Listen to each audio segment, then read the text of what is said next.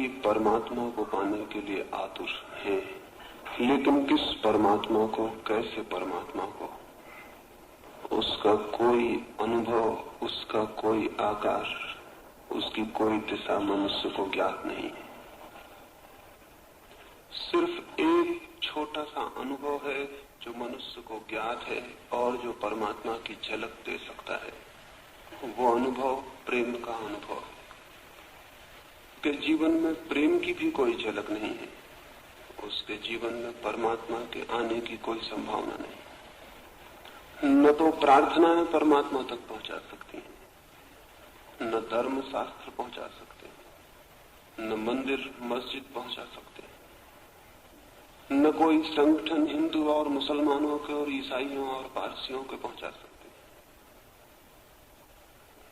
एक ही बात परमात्मा तक पहुंचा सकती है और वो ये है कि प्राणों में प्रेम की ज्योति का जन्म हो जाए।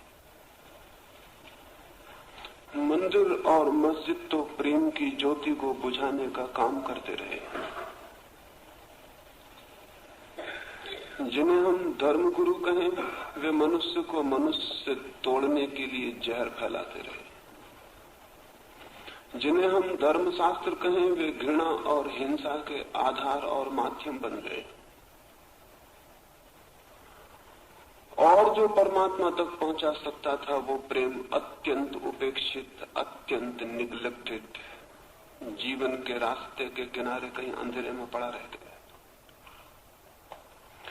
इसलिए 5000 वर्षों से आदमी प्रार्थनाएं कर रहा है, 5000 वर्षों से आदमी भजन पूजन कर रहा है, 5000 वर्षों से मंदिरों और मस्जिदों की मूर्तियों के सामने सिर टेक रहा है, लेकिन परमात्मा की कोई झलक मनुष्यता को उपलब्ध नहीं हो सकी।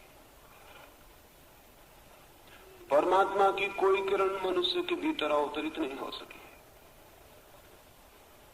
कोरी प्रार्थनाएं हाथ में रह गई हैं और आदमी रोज रोज नीचे गिरता गया है, रोज रोज अंधेरे में भटकता गया। आनंद के केवल सपने हाथ में रह गए हैं, सच्चाइयां अत्यंत दुखपूर्ण होती चली गई।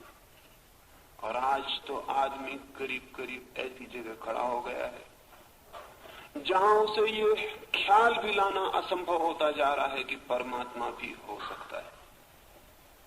क्या आपने कभी सोचा कि ये घटना कैसे घट गई? क्या नास्तिक इसके लिए जिम्मेवार है कि लोगों की आकांक्षा और अभीप्सा ने परमात्मा की दिशा की तरफ जाना बंद कर दिया है?